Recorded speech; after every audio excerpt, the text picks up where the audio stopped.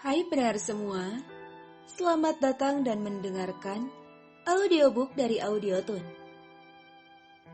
Kita lanjutkan novel karya K.L. Nurmala yang berjudul Tuan Muda yang Terhina. Dengan pengisi suara Restika. Dan inilah episode yang ke-73, Keputusan Arjuna. Selamat mendengarkan. Berita meninggalnya Abdullah Al-Fatih menjadi trending topik tidak hanya di Dubai, tapi juga di berbagai belahan dunia. Tidak hadirnya Badar dan kedua cucunya yang selama ini dikenal masyarakat kota itu di permakaman cukup menggelitik keingintahuan mereka. Begitu juga dengan kehadiran Arjuna yang mulai dikenal luas sebagai Tuan Muda Al-Fatih. Ahmed cukup kesulitan menutupi perihal kematian 3 anggota keluarga Abdullah. Beruntungnya tanpa diminta seluruh anggota keluarga sepakat untuk bungkam. Mungkin mereka mulai menyadari alasan dibalik hilangnya nyawa ketiga orang itu. Sesuatu yang memalukan. Meski sempat terjadi konflik internal dalam keluarga itu, tak ayal semua hadir dalam pemakaman Abdullah, kecuali Aryan yang masih dalam perawatan. Setelah acara pemakaman selesai, Ahmed mengumpulkan anak menantu dan beberapa cucu Abdullah di ruang keluarga. Kesedihan masih terlihat jelas di mata mereka. Bagaimanapun 4 orang dalam keluarga itu telah meninggal hampir bersamaan.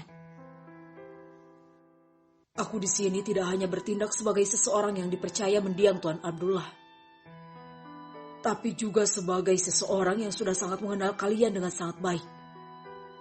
Ujar Ahmed memulai pembicaraan. Aku akan jelaskan dulu dari awal. Tuan Abdullah sudah lama mengetahui bahwa mendiang Zaid memiliki seorang anak. Sebelum meninggal, Zaid mengatakannya sendiri pada Tuan Abdullah bahwa istrinya sedang mengandung saat meninggalkan rumah ini. Dan sejak saat itu, Tuan berkata padaku, semua yang kumiliki ini hanya akan menjadi milik keturunan Zaid. Jika aku meninggal sebelum menemukannya, carilah dia untukku. Tapi untuk saat ini, biarkan saja dia bersama ibunya. Aku akan mencarinya saat aku sudah tak sanggup lagi mengurus semua ini. Dan saat ajalku sudah dekat nanti. Kau tahu kenapa? Karena melihat dia hanya akan mengingatkanku pada Zaidku yang malang. Ahmed menjeda kalimatnya. Suasana menjadi hening. Dan saat melihat kalian berfoya-foya, menikmati kekayaan Tuan, beliau hanya berkata, biarkan saja mereka menikmatinya sampai puas. Aku tidak keberatan akan hal itu. Karena jika pemiliknya sudah kembali, mereka tidak akan bisa seperti itu lagi. Tuan sangat menyesalkan sikap kalian yang menolak kehadiran Arjuna. Suka atau tidak, dia adalah seorang Al-Fatih.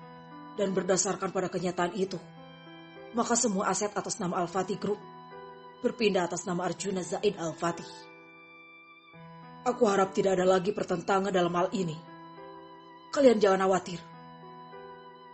Semua anggota keluarga dari keturunan putri Tuan Abdullah sampai generasi ke-7 akan mendapatkan bagi hasil dari keuntungan Al-Fatih Group di setiap bulannya.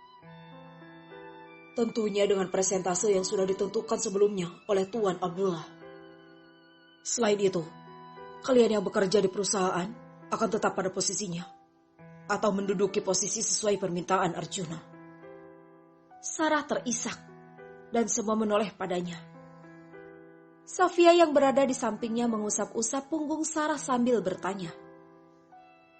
Ada apa, Sarah? Aku menyesali apa yang terjadi, Safia. Tidak ada yang kurang dari kita selama ini. Bahkan meski hanya mendapat sedikit uang dari ayah, itu sudah lebih dari cukup untuk kehidupan kita. Ya Tuhan, mengapa kau berikan Badar rasa tamak yang berlebihan? Lihatlah sekarang, aku menjanda. Begitu juga dengan menantuku dan anak-anak wali. Sarah tak sanggup meneruskan kalimatnya. ia menangis di pelukan Safia. Suasana duka kembali terasa. Beberapa wanita terisak mengingat apa yang terjadi. Fuad menatap nanar pemandangan itu. Sungguh tragedi ini telah menjungkir balikan kehidupan mereka.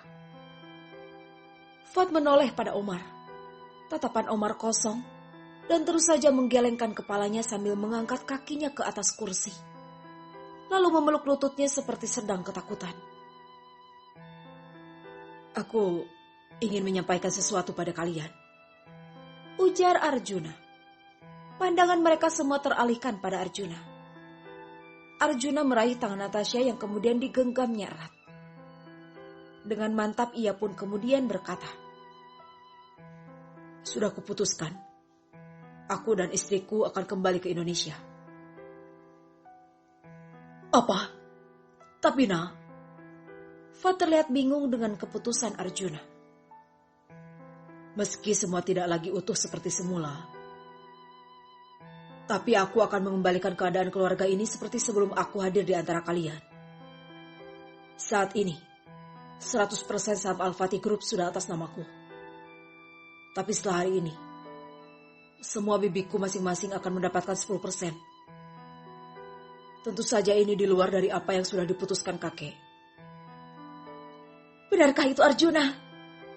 Tanya Laila berbinar. Tatapan mereka beralih pada Laila. Dan tentu saja hal itu membuat Laila menjadi malu. Wanita itu langsung menundukkan kepala merutuki kebodohannya. Tentu saja Bibi, sahut Arjuna. Arjuna menatap satu persatu saudari mendiang ayahnya. Tatapan Arjuna berhenti pada Sarah.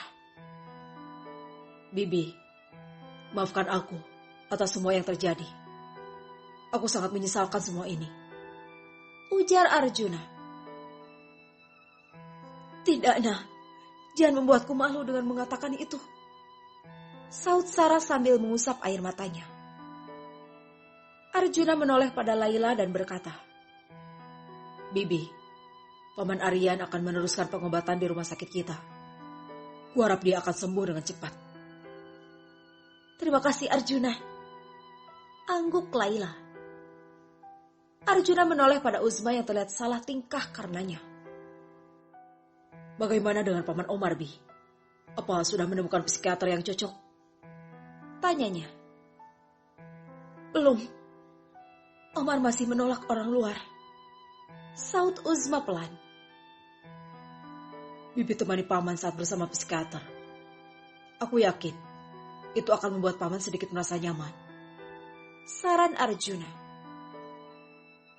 Mungkin kau benar, karena selama ini aku membiarkannya sendirian saat bersama dokter. Aku masih marah karena keputusannya mendukung Badr, sahut Uzma. Semua sudah terjadi, Bi. Kemarahan ataupun kebencian tidak akan mengembalikan apapun juga. Kita hanya harus memperbaiki yang tersisa, ujar Arjuna. Iya, aku mengerti.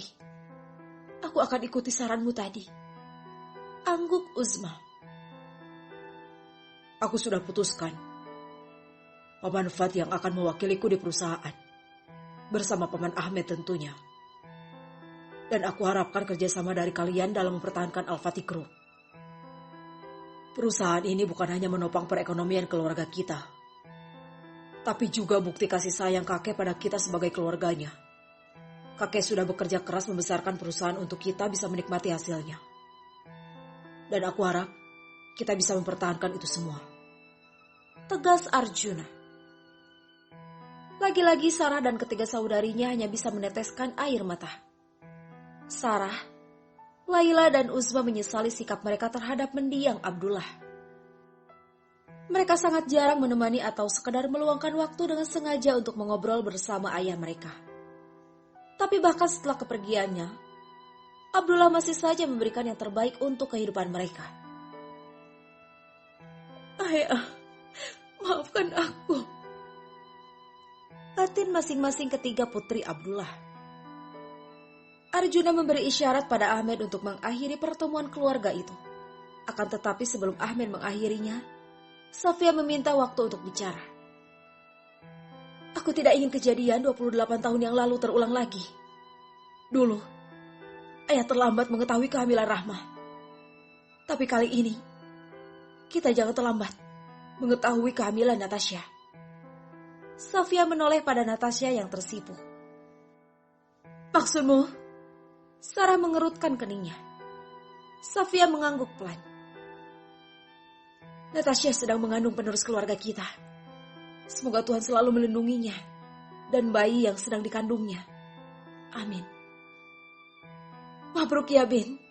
Semoga Tuhan memberkati kalian. Ujar Sarah.